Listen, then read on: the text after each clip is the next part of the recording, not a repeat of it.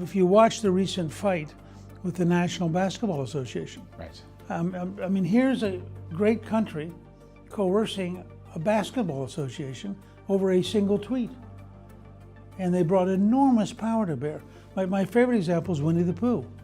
Somebody made fun of Xi Jinping and said that he was the Winnie the Pooh of China. They banned Winnie the Pooh. I mean, what kind of a dictatorship bans Winnie the Pooh? It tells you the level of paranoia which is at the heart of the Chinese system. According to former House Speaker Newt Gingrich, why is communist-ruled China America's greatest threat? What did American leaders get wrong about China in the past decades?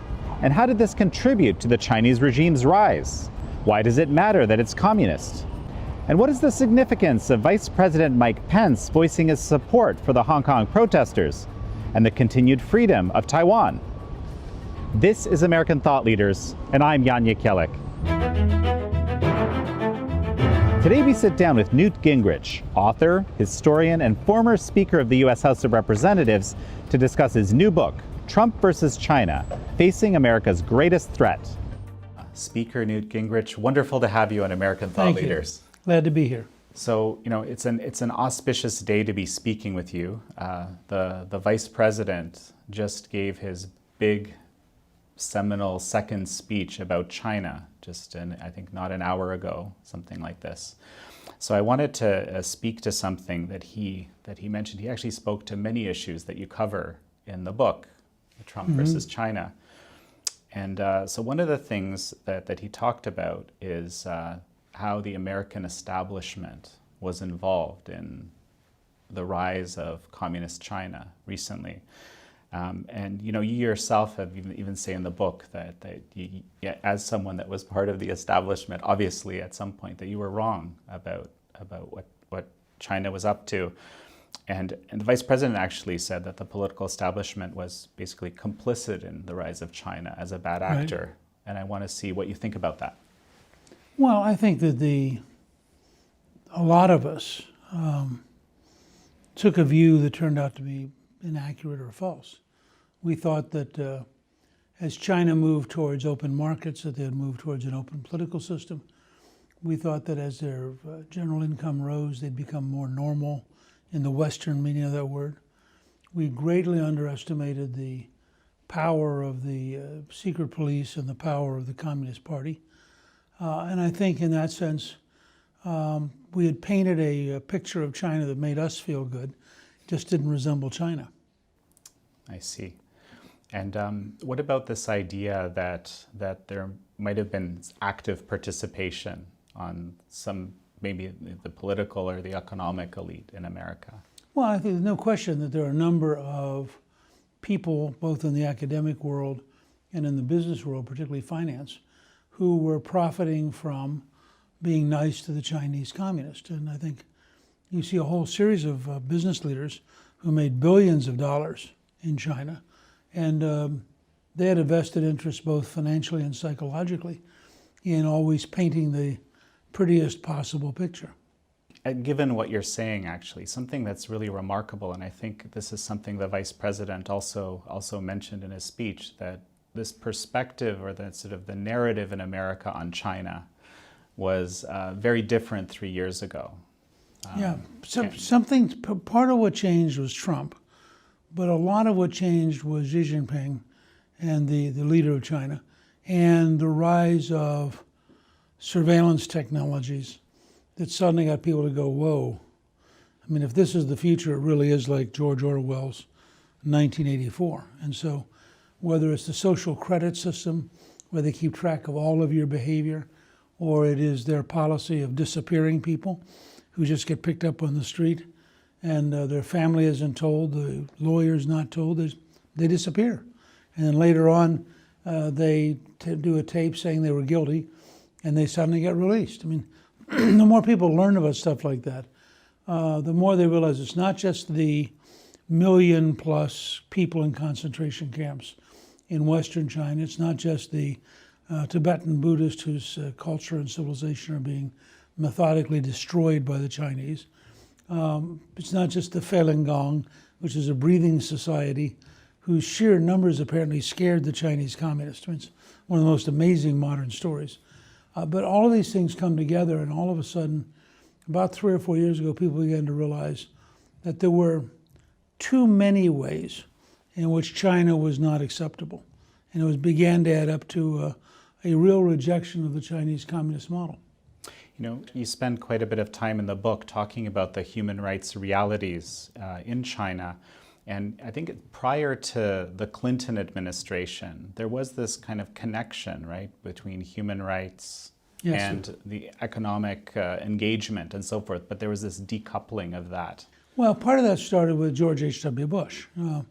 Bush had been the first real ambassador, or he was a representative at the time, not an ambassador yet, but the first real representative to China. He felt he had a unique understanding of their system.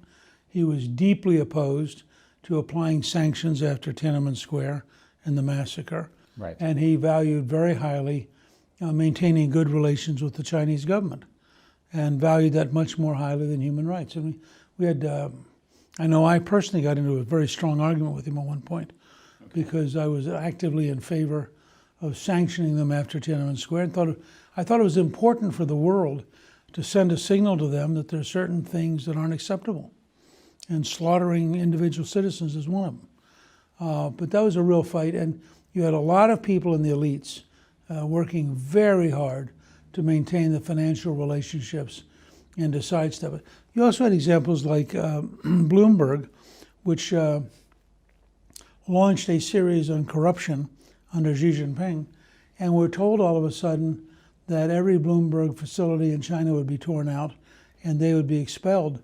And the business side of Bloomberg made a decision to kowtow to the Chinese. And as a result, I was just last night with a reporter who was one of the people who resigned because they were so angry that Bloomberg had sold out journalistic independence and human rights. In the book, you actually describe your experience learning the game Go, okay, which I thought was very interesting, because it was the idea to learn I suppose the Chinese mindset better. And you kind of connect that with some of the global operations that create this China threat that you describe. For example, the South China Sea strategy, and of course, One Belt and One Road. Can you speak to that a little bit? I thought that was very interesting. Sure. I was partly attracted to it by a section in Henry Kissinger's book on China, and he had been attracted to it by an Army lieutenant colonel who had written a paper up at the War College saying that there were real parallels. Go is a Japanese-invented game adopted by the Chinese a long time ago, thousands of years ago. It is very profoundly different from chess. In chess, you ultimately want to capture the king, and you swap pieces, and in a sense, chess is kind of a bloody game. Go is a game in which your real goal is not your opponent. Your real goal is to acquire territory. And very often, if you can find ways to acquire territory without fighting your opponent, you'll take that route. And so we actually had the National Go Institute, which is out in Arlington, come in one night, and we got some beer and pizza and spent hours having them walk us through the basics. And what it teaches you is, first of all, to always, on every move, look at the whole board. Never get sucked into looking only at one thing.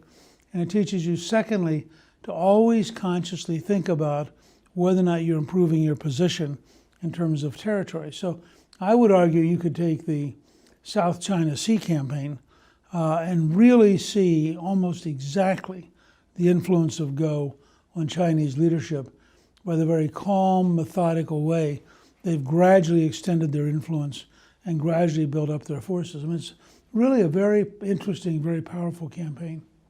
So, there's this element of more kind of traditional Chinese thinking in everything that's being done, but you go out of your way in the book to actually talk about how China remains a Leninist state run by a communist party, which actually is not the government. And again, you go to some pains to explain that. I think that's incredibly important. I'd love it if you could speak to why. Yeah, well let me start by saying that you have to draw a distinction between Chinese culture, which has a 5,000-year history, and the Chinese political system, which is based essentially on Lenin and Stalin. The Chinese communists in the early 1920s were looking for a model of success. And the most successful revolution they could find was the Russian Revolution. So they actively studied it. Deng Xiaoping, who's one of the founders of the party, actually goes to Moscow and spends a year at Lenin University learning how to run a totalitarian system. And they build a model which is very powerful and is very much a Stalinist model. The original core group really admired Stalin. They saw him as sort of the model for them. Most of them read Stalin's short history of the Bolshevik Revolution, which is like 700 pages. And they treasured it, and they would reread it. And it's very interesting. It's very hard to read, but it's very interesting stuff in terms of how you have a continuous revolution and you constantly are changing things.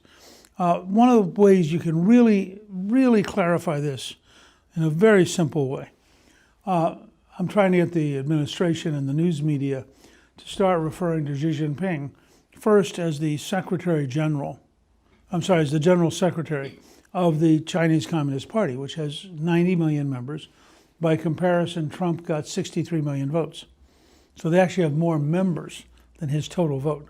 Second, he is the chair of the Military Commission, which supervises the People's Liberation Army. And it's very important to remember that the People's Liberation Army is a branch of the party, not the government. And then third, he is, in his least important job, he is the president of the People's Republic of China. Well, when you understand that, you begin to realize this is a really communist system which owns a government. It's not a government which has a communist system. And so every time you're negotiating or talking with them, you're talking with people who at the top are hardcore Leninists and who absolutely, totally, deeply believe in a centralized dictatorship. And the party is paramount over everything. The party is the reason for being, the raison d'etre. I mean, they're never going to make a decision which helps the government at the expense of the party, because the party is the center of gravity in China. Just as it would have been under Stalin and under Lenin. It's only when you get to Khrushchev that you begin to get somebody who is deviating and forgetting the real purpose of the Russian Revolution. So in the book, you describe a number of prescriptions for how America can deal with the communist China threat. Now, you mentioned that you don't see it stopping being communist anytime soon necessarily.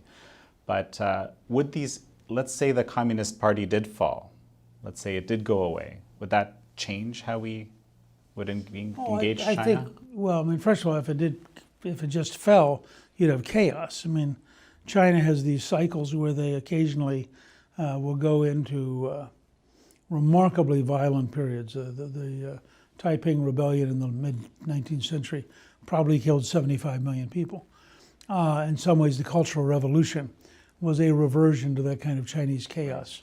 And it's one of the reasons the leadership is so careful not to let it break down, because they've seen it, they know what it's like.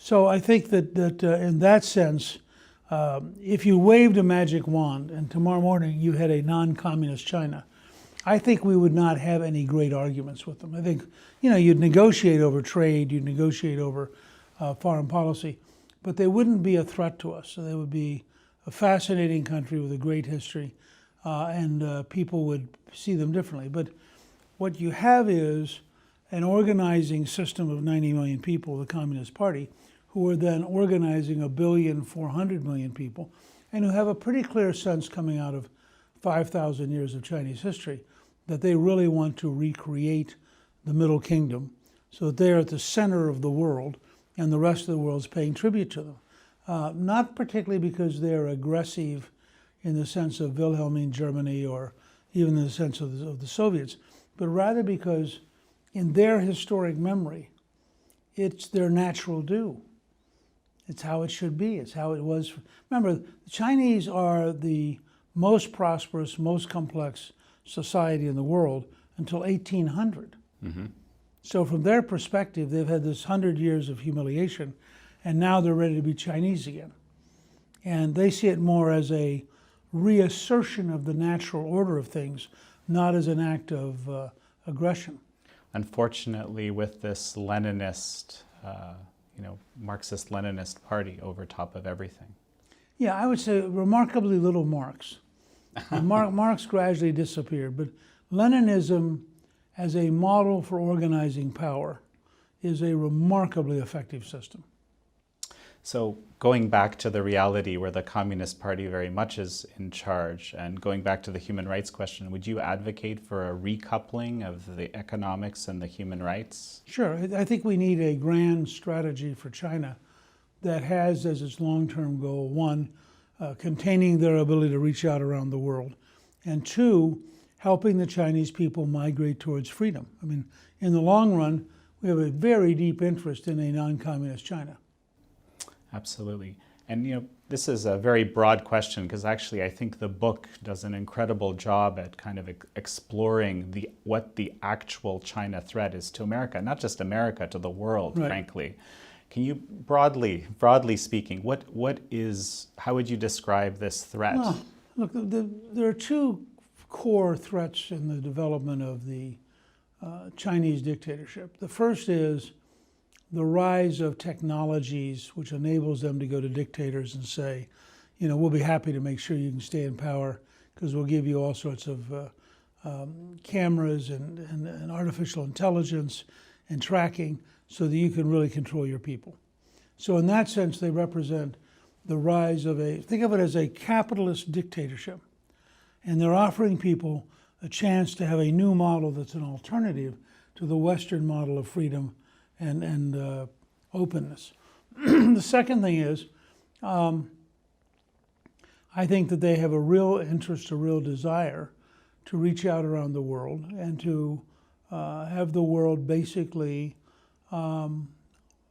be obedient to the Communist Party. I mean, if you watch the recent fight with the National Basketball Association, right. I mean, here's a great country coercing a basketball association over a single tweet. And they brought enormous power to bear. My favorite example is Winnie the Pooh. Somebody made fun of Xi Jinping and said that he was the Winnie the Pooh of China. They banned Winnie the Pooh.